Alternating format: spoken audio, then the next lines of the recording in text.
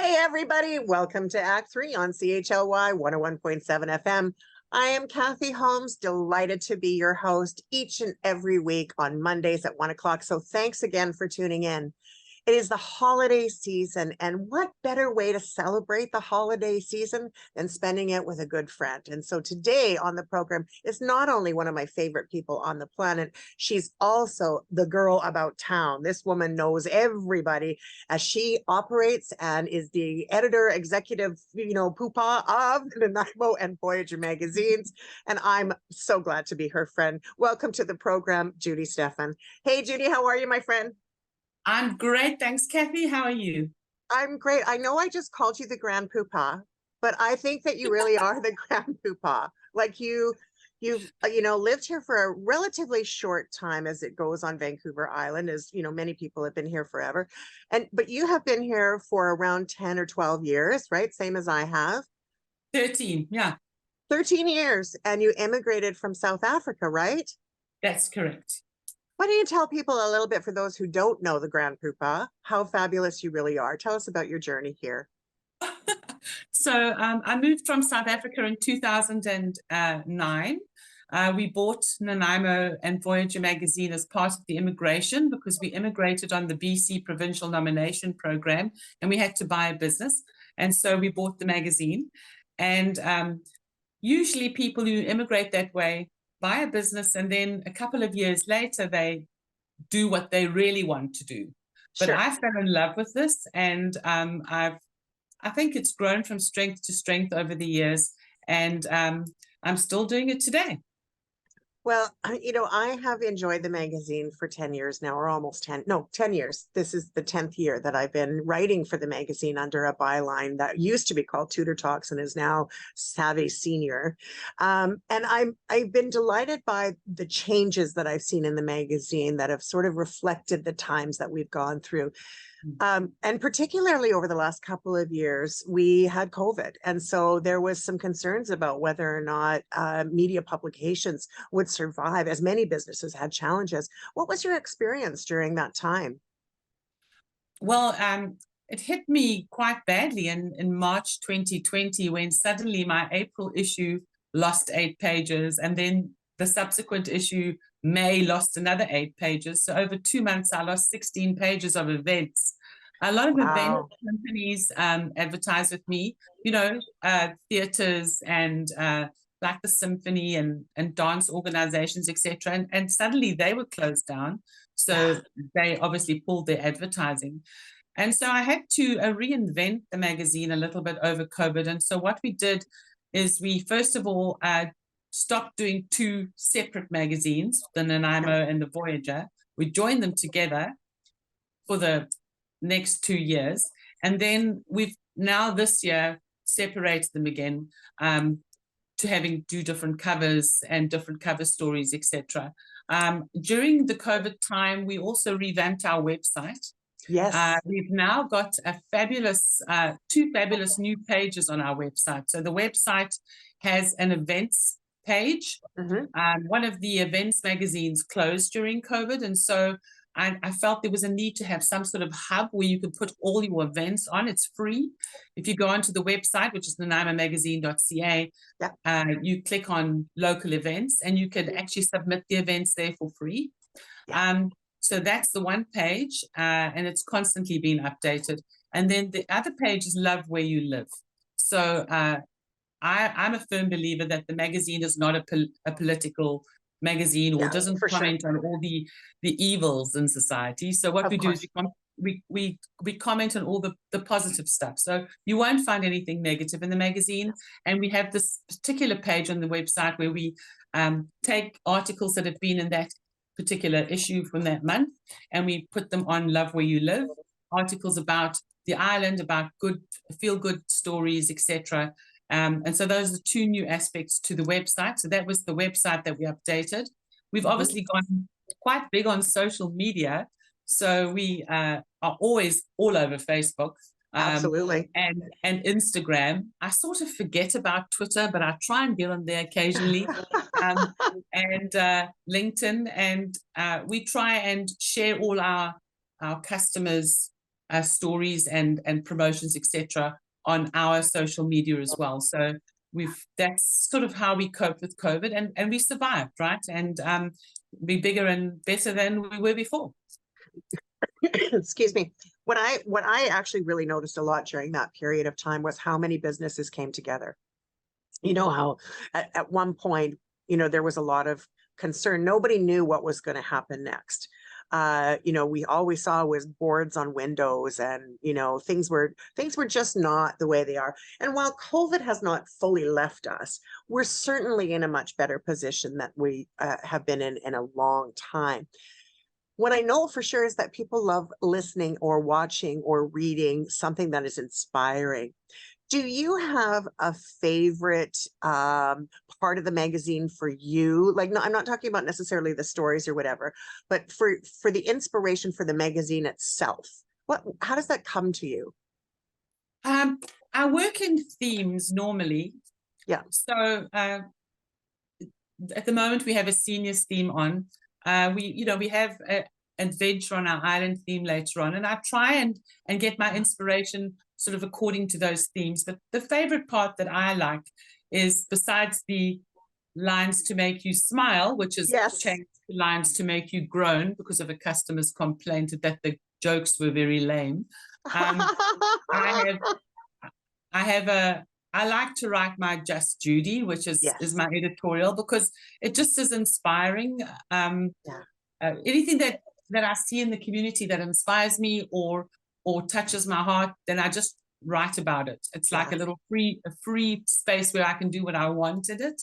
And for example, this last month, we had a house fire on our street, which was very traumatic for the neighborhood. And then I decided, well, we need to do an article on fire safety. And it was just because something had happened in the community that drove me to do that.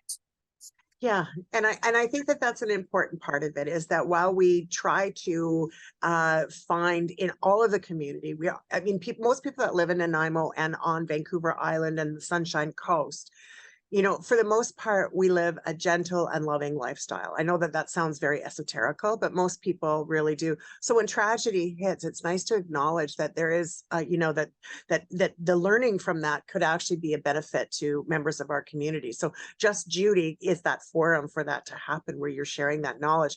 One of my favorite articles over the 10 years, though, was about you coming and getting your Canadian citizenship and the whole process that was about, which leads me sort of, I'm going to come back to the magazine a bit, but it sort of leads me to the top of the hour in the conversation of immigrating to Canada and all of that, because you now have written a book about this process. How about if you share with us, what that is? Let's talk about it. Okay, so I saw a gap in the market. Immigration is a really traumatic thing. You're leaving everything you know, and you're moving to another country to everything you don't know. Yes. I was fortunate because I immigrated from a country that used to also be a British colony. So, we celebrate Christmas and we, do things sort of the British way. Sure. Just like you do here in Canada. But immigration is very hard for some people. And there was many books on how to immigrate. And websites on how to immigrate, but nothing to tell you how to survive once you've actually got to the country that you've immigrated to. Absolutely. And so I decided to write a book. I started writing it years ago, and I've just added to it as the years have gone by. And it's called Surviving Immigration. And basically, the type of topics in here is, besides my story about how I got here, is how much it costs, for example. Yeah. What do you do when you arrive in your new community? How do you find out where the supermarkets are? How do you deal with the cultural changes? And I'm just quickly paging through the book to read the topics.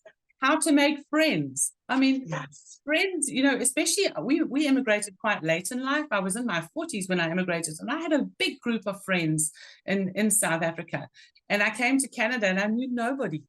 How do you make friends? How do you get, your girlfriends back? How do you make friends with your neighbors? you know, all those little things. How do you deal with the people you left behind? Yes. And advice and embracing the change and how to deal with children who are starting school, things to look forward to, those sort of things. It's sort of Canada centric, obviously, but it would actually help anybody immigrating to a new country. Yeah. You know, little tips about dealing with furniture coming from your old country. Absolutely. And how to deal with the currency change and how to deal with the difference in the infrastructure and so on. So it was just it's a useful handbook. I love the idea of having a handbook to be able to deal with some of those very, very simple things we take for granted when we're living in our own communities. You know, I wouldn't even have thought about, you know, how to get somebody to how to bring the furniture over or anything like that. I'm sure that there are a number of issues that have come up that have been, you know, really surprising as you shook your head and tried to get settled. But most importantly, making friends. You know, as we get older, it's not so easy to make friends. Where did you start to make your first friendships? Was that through the magazine or through the Chamber of Commerce or? So when you arrive from another country and you move into a neighborhood, people often come and, you know, say, hi, I live across the road from you, whatever. Yeah, and they heard that I had a South African accent and said, oh, I know a South African. And so the first people you get introduced to are usually people from your own country, which is a little bit silly, because you really have moved to another country and you need to make friends with people in that country. But anyway, it's a nice little touch of home, and you get used to the accents and whatever. But the first place I started to make friends was when I joined Rotary. Yes, Rotary Club. Yeah. Rotary makes you get involved in a lot of social activities, and you keep on seeing the same people over and over again. And then, of course, the Chamber of Commerce, I joined straight away. Most of those were business colleagues, but over the years, some of those business colleagues are now friends. A lot of the people who do business with me are actually friends of mine. And then, or they become your friends because you're so wonderful to work with. Thank you. That was my royal thank you. Yes, I know. I felt the wave coming through the airwaves. Yeah, and then you know, you just get introduced to people, and you meet wonderful people like you as well. I can't remember where I met you, but and then you slowly but surely sort of form your friend groups, and it's but it takes a long time. It doesn't happen overnight. And when people immigrate, they get very, very lonely. And a lot of people pack it in and think, I don't want to stay here. I want to go back to my homeland. And that's so very true. It does take a little bit of time, and you need to be patient with yourself when you're going through these. And you need to get out of your comfort zone and actually become a joiner and volunteer and join and go to groups and meetings. It's the only place you can meet people. You can't sit in your house and just hope that you're going to meet somebody, because that doesn't happen. But what would you say to that introvert that is really shy about that? Because, you know, you're a bit more extroverted. I'm sure that you like to be on your own and all of that stuff. So I don't want to label anything, you know, or you by any means. But there are some people that are super, super shy. It's hard for them to reach out to community and feel accepted. Do you have any advice for them? Well, there's so many different types of things you can go to. I mean, not everybody is a big party animal like me, but you can join a church. You know, you can go to a community group. You don't have to be a social animal and, you know, go to big chamber lunches and stuff. You can go to a community center and join a class of some sort, where you are able to maybe do something that you enjoy, and then in the process you meet people. It's always just polite if you move into a neighborhood to maybe go to the people on either side of you and across the road and say, hi, we've just moved in. You don't have to be an extrovert to do that, right? And wave at them every time that you see them on the street, and eventually, you know, friendships are formed. I was just lucky. I used to be a school teacher in my past life, so I've always been a big talker. So it's not hard for me to just go up and talk to somebody. But I understand that is a challenge for some people. So there are other ways of doing that. So without throwing you under the bus, because you don't have to share anything you don't want to share, but, you know, you talked about leaving South Africa and friends and family. And in your book, you have that little chapter about, you know, sort of dealing with people back home. Do you ever miss South Africa now, or do you miss the process of being with some of those loved ones more frequently? What are your thoughts around that? Um, you know, the reason that we emigrated was because I had actually been involved in a violent crime, and that was sort of the straw that broke the camel's back, and we decided no, we didn't want to stay there anymore. So we had made that decision, and as a family, we moved. Yes, of course I missed South Africa, but I missed mostly the people. You know, Yes, of course. I've got a few family members still alive there. I have some very good friends that I've been friends with the whole of high school. And the very good friends, you realize who your friends are when you leave, because they just carry on with their lives. They don't miss you really, right? Yes, yes. Those people I still talk to. And the ones that you thought were good friends that you don't hear from, or you don't have an urge to contact, you realize that they weren't that important in your life anyway. So the very good friends, I'm still very good friends with. I don't have a big desire to go back right now. I was back in 2017 was the last time I was there. But my life is here, and my family's basically here as well. So yeah, makes all the difference in the world. I know for myself, when I moved here 12 years ago, same idea. It's like, you know who your friends are. Even though I didn't immigrate, it was still really a transition to move from one place to another. But for me, when I moved here, one of the things for me was the Chamber of Commerce. And so I'm going to segue us into that Chamber of Commerce, because the Chamber was a really great place to have business before business, business after business. And then there were a variety of different events. I loved going to the Chamber. I still, when I can, love going to the Chamber. But I've recently, I've watched you really grow into the Chamber and become, really involved. Why don't you tell us a little bit about the Chamber and your experiences with them? It was one of the first organizations that I joined, simply because the previous owner of the magazine was a member, and the membership was transferred to me. I was quite soon asked, because I went to all the functions, I was quite soon asked to become an ambassador. And I've been an ambassador since 2011 or 12. What the ambassador program is if there's a new member, an ambassador sort of takes you under their wing and looks after you at Chamber functions, tells you about the benefits of the Chamber and all those sort of things. And I then became the chair of that program probably 2014, 15, and I've been doing that ever since. I'm also on the board of the Chamber of Commerce. I'm the vice chair at the moment. It's a governance board, and this is my second stint on it. I was on the Chamber in 2017, I think, as well, on the board of the Chamber. So it's helped me with my business, because obviously, if you go to all the lunches and stuff, you get sort of introduced. You get to know, for sure. You get to know people. Who you are. There's a networking that goes with that. But the Chamber also does a lot of good advocacy in the community as well. Kim, the CEO, is always advocating for small business to council, to the province, federally, etc. So it's a really good organization to belong to, and especially in Nanaimo, with the cross section of businesses, they do cater for the smaller business. It's not like maybe one of the bigger cities where it's just big organizations. Really, I'm a one-man show basically. I don't have a huge staff. I've got a graphic designer and a couple of people that help me, but it caters for people like me, and it caters for bigger people, VIU and the ferries, and it doesn't matter which size of businesses. Our Chamber is very sort of accepting of all types of businesses. Of course, absolutely. So I'm just going to take a moment for station identification here, and then we're going to come back and we'll talk a little bit more, okay? If you have just tuned in, thank you so much for doing so. You are listening to Act 3 on CHLY 101.7.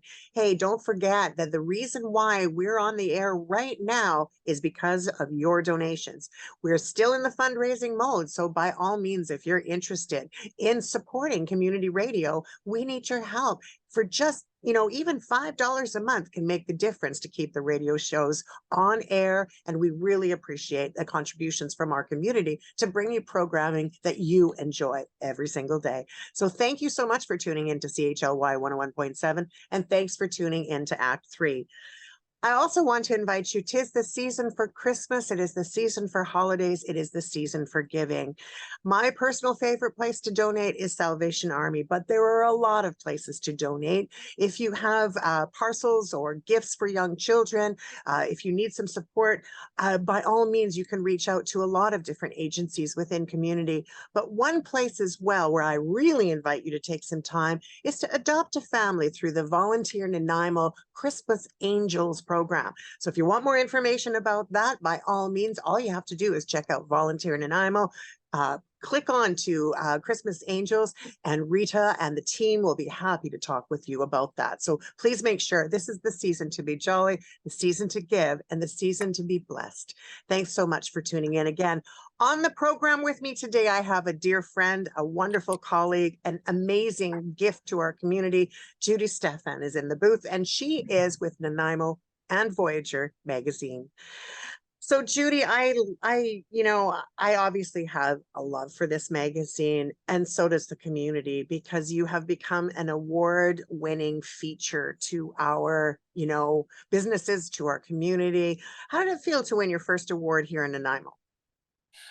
It was a case of I'd always been the bridesmaid, but never the bride. I'd been nominated many, many times. Yes, yes, yes. I won this award here. I'll show you. In 2020, right in the midst of the pandemic, I won. The magazine won Creative Services, and then So that was a really nice thing to happen. Of course, it happened in a year when there was no award ceremony. So so you're still a bridesmaid in some ways. Came to my house with the award and gave it to me at the door. Oh, fantastic. I also, as an immigrant, I won a Community Leadership Award through Nanaimo, Central Vancouver Island Multicultural Society.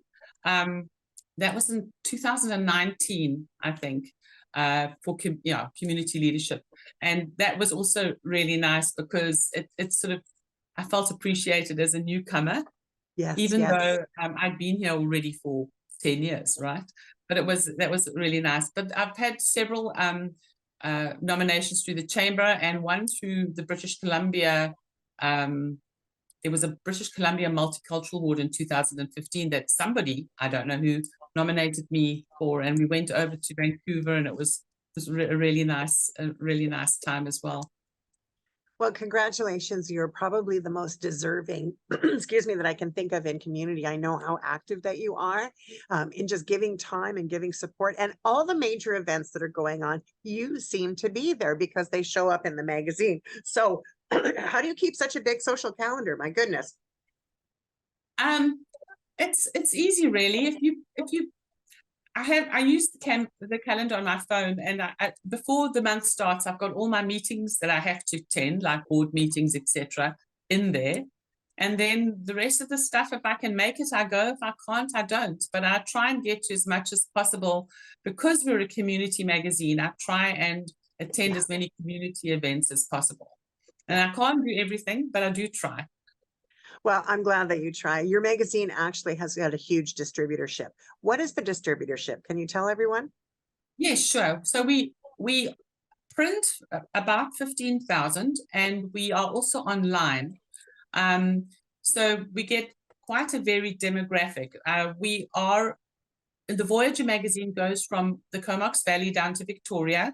It's at Victoria Airport. It's on this ferry to Tsawwassen, and goes out by Canada Post and hand delivery I've got a delivery team all over the island, Ladysmith, Duncan, Comox Valley, and Victoria, that deliver magazines to certain places in those areas, and Victoria Airport. And then we've got the Nanaimo magazine, which is in the Central Island and is on the Departure Bay ferry, also gets delivered out. And we go out by Canada Post, we go out in the bulletin, and we deliver. You'll probably find us in your local Tim Hortons. We are, we try and go everywhere. So grocery shops, you can pick up a copy. Tim Hortons, you can pick up a copy. But because we try and embrace all the different delivery methods, so, you know, going out in the newspaper, going out by Canada Post, hand delivery,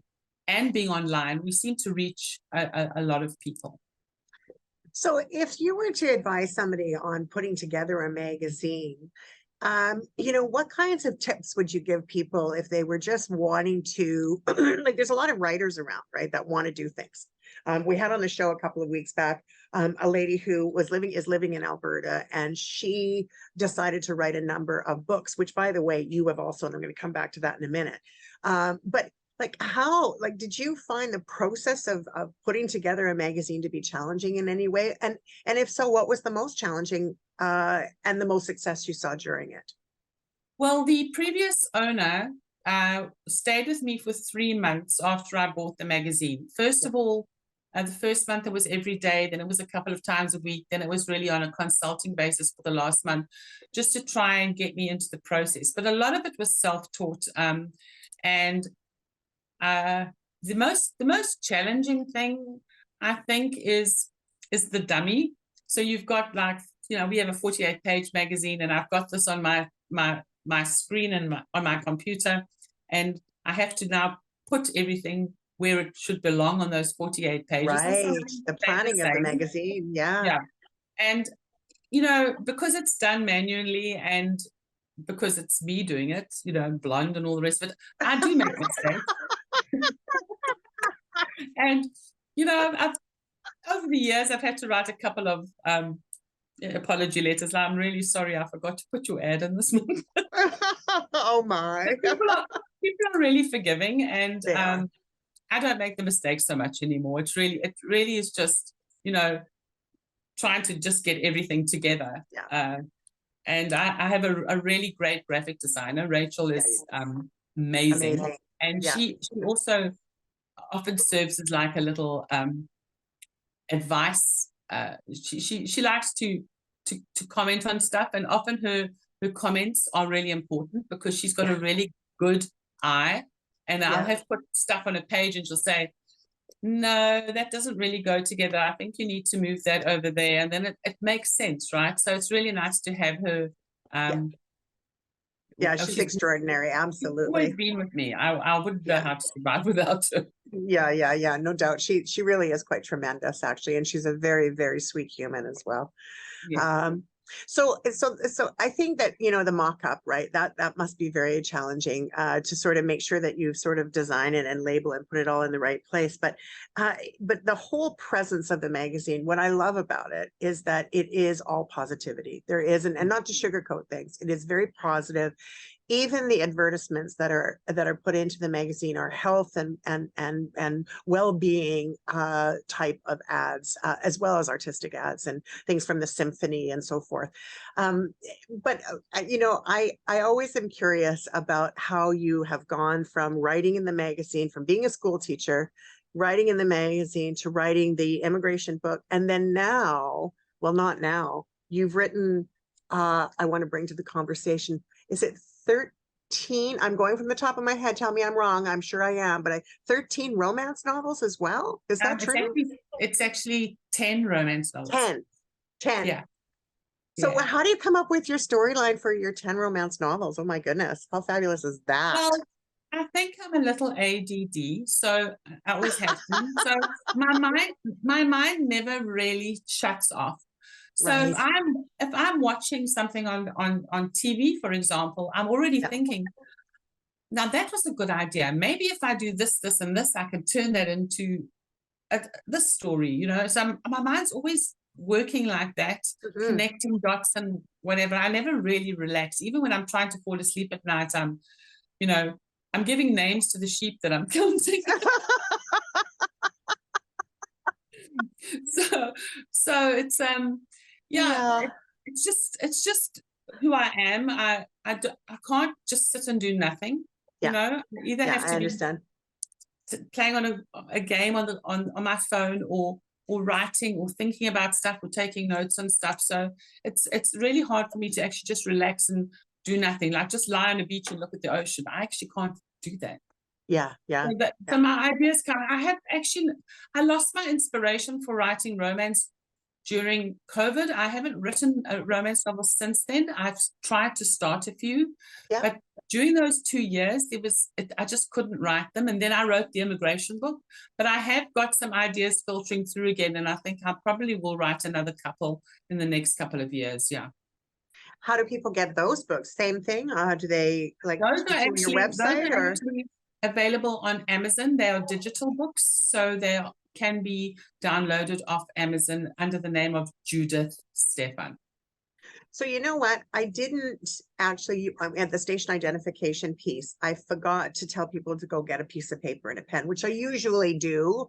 But I get caught up in conversation and, I forgot. But I'm inviting our audience to go out and grab a piece of paper and a pen so that actually they can either participate with you through Nanaimo and Voyager magazines, or through your novel or novels, the 10 of them, or through Surviving Immigration, which I think is really a tremendous handbook for people that are just coming into new communities, regardless of where you are in Canada and everywhere in the world for that matter, and so that people can get your information. So we'll come back to the information piece in a moment. I want to go back to the novels though, just because I can. When I was talking to my friend Ellen for her books, she talked about building her characters and how that she was building the characters. I'm curious about what your muse is. What's your inspiration for creating your characters? Well, if you've ever been a close friend of mine in my life, your name or a version of you will be in my novels. They're all people I know that I've glamorized or demonized or oh my goodness, that's hilarious.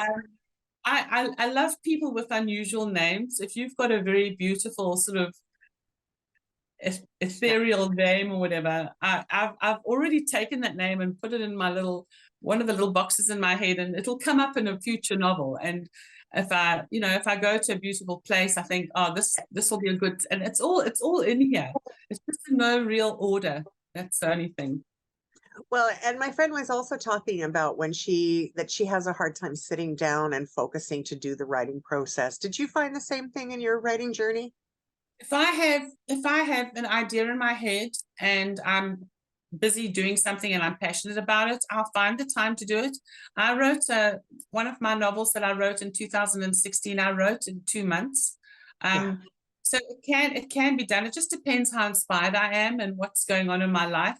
I'm really busy. I have a lot going on. So there's no time to really sit down and think, okay, I'm going to spend 3 days just writing a novel. Of course. During those days, I'm supposed to be doing invoices and delivering magazines and stuff. Yes. When I retire one day, maybe I'll take that whole romance novel thing more seriously. At the moment, it's just a hobby.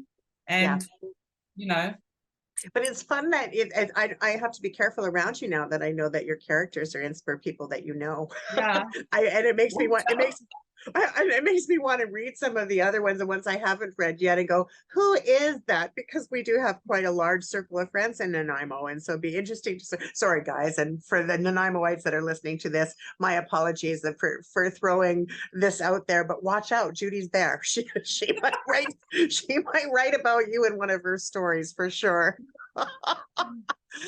So, a couple of things are coming to my mind right now as we're sort of leaning into the holidays, right? And for January, February, March, I know that Nanaimo and Voyager magazine is on the coffee tables of just countless people.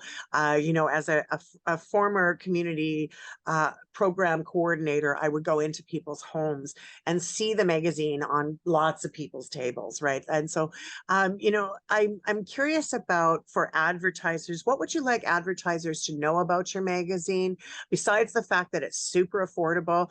Or do you have some specials that are coming up January, February, March, or consistent specials that you know of that people might want to partake in? Yes, I do. I always have a seasonal special. That's besides the themes. So in other words, I will have a winter special, a summer special, a spring special, a fall special, and all of them offer an article if you advertise for 3 months. The prices vary, but they're all much cheaper than the regular prices. That just means that you can always get a deal from me. Yeah. Because I don't have to report to anybody, I can decide on what price I'm going to give you theoretically. Obviously, I don't want to give it away for free, because otherwise well, you still have the designer and Rachel, and there's other people that, it is a business. It is something you need to do. There's always a seasonal special. I do also have thematic specials. So during the year, we'll have an education theme, or a seniors theme, or an adventure theme, or a renovations theme, and I offer a special for those as well. People can ask about advertising by just going onto my website, and it says advertise, and you can just get information from there. Or if you just email me, I can give you the current deal. At the moment, I'm busy with January. We still have a seniors theme, but we've also got smaller themes in the magazine. There's always an education theme. There's always a renos theme, because there's so many advertisers from those particular sectors of the community. But our next big theme will be starting probably March, which is adventure on our island. And then there's a renos theme over the summer, and education in the fall. So that's basically how the magazine works. The magazine isn't themed. I've got people from all different businesses advertising with me all year. All the time. And they don't fit into any of the themes, because you don't have to be in the theme. The theme is just a small section of the magazine. We're very affordable. I've kept the prices low because I am catering for small business. I'm not a glossy magazine that's going to cost a lot to print. So I try and keep my prices down, and we use recyclable paper so that we can recycle it. It's all about community, entertainment, island living, health and wellness. And then, of course, I like to showcase small business or business in the community as well. Absolutely. And that goes from Duncan to the end of Courtney, Comox Valley. From Victoria, all the way up to the Comox Valley and beyond. I've got companies in Vancouver that like to advertise to island homes as well, right? Absolutely, because it's on the BC ferries, right? So being that it's on the ferries, it's really important as well. And by the way, I take the ferry a lot, and I see people reading it all the time. So there's something wonderful about knowing that a magazine is being read, and that being that it's a community magazine, that things actually stay, within the communities that we serve. So I think that that's an amazing thing. And I think you've done a beautiful job of Nanaimo and Voyager magazine. And I think most of the people that advertise with you feel the same or better, right? Like, you really do a wonderful job. I also know, I'm just curious, because it's been now during COVID, you used to have an office downtown in the center of the city. I know that you closed that a number of years back. How have you noticed the transition? Have you grown comfortable in working from your home as an at-home office now, or do you miss being downtown? What are your thoughts around that? I do miss being downtown, because I was right in the thick of it. However, I was sitting in my office one day downtown, working on my computer by myself, and thinking, why am I paying rent when I'm sitting on a computer? I can do that at home. I moved home before COVID, actually, 2018. So I'm working from my home office for a while. Initially, I used to miss being out and about, but Yeah. That was just because COVID hit and then I wasn't out and about, but I wouldn't have been out and about downtown either. Now, I have this calendar that's really full. I'm out most days doing stuff. Yeah. Today I'm only home because I'm on a Zoom with you. So, and thank you for being here. I used to miss being in the thick of it downtown, but I don't actually miss that anymore. I'm actually glad that I'm my own boss and I can do what I like. Yeah. Within the parameters of my deadlines that are ongoing. Absolutely. And I understand your deadlines very, very well. Wink, wink, wink, wink. Yeah. Hey, listen, everybody, I am so glad that you tuned into CHLY 101.7 FM today. My guest has been Judy Stephan from Nanaimo and Voyager magazine. She has got an amazing, amazing gift to this community through the magazine. And if you're not advertising with her, you're making a huge mistake. The woman rocks. So I just saying, putting it out there, go to her website and find out more information. Judy, how can people find you? Our website is nanaimomagazine.ca. All the information you need is there. If you want to get hold of me personally, nanaimomagazine@shaw.ca is my email address. I'm always checking my email. I'm not always in the office, but if you do need to call me, it's 250-585-2767. And if I get your message, I will return your call as soon as I see it. And how do people again get your traveling book? Your Surviving Immigration and your other books? So Surviving Immigration and my novels are all on Amazon Kindle. So they are all digital. This one is in hard copy. The one for our radio listeners. For our radio listeners, the one that is in print is actually Surviving Immigration. Surviving Immigration, and it is available by those email addresses that I gave you because it's I have them in my office. Wonderful.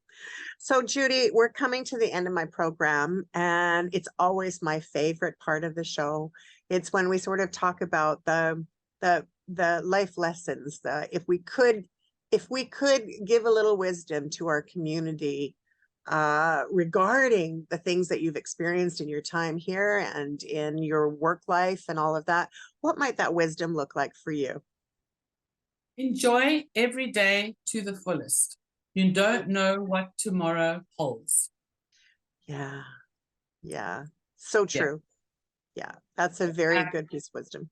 And on a business side, get involved in as much as possible, because by knowing your community, you know how you can give back to it.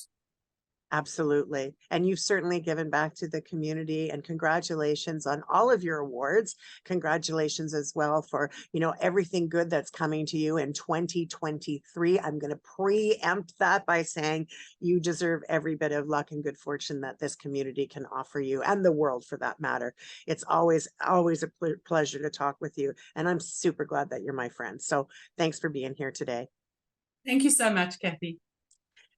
Well, that does it for another episode of Act 3 on CHLY 101.7 FM. I really, again, this is a shout out to community for, people like Judy and some of the other guests that we have on this program. I'm always inspired by the wisdom that they share with all of us so that we can live better lives by modeling some of the things that they do. So I do invite you to really keep tuning in, to our programs. If you are on YouTube and you have enjoyed this program, I do invite you to like and subscribe. I also invite you to share. Good news is always best when it's traveling through the people you love. So make sure you share it with people that you know and share it with the universe. That would be awesome. I will see you next week, same time, same station. I'm looking forward to our next program. In the meantime, take good care of yourself and each other. Bye for now.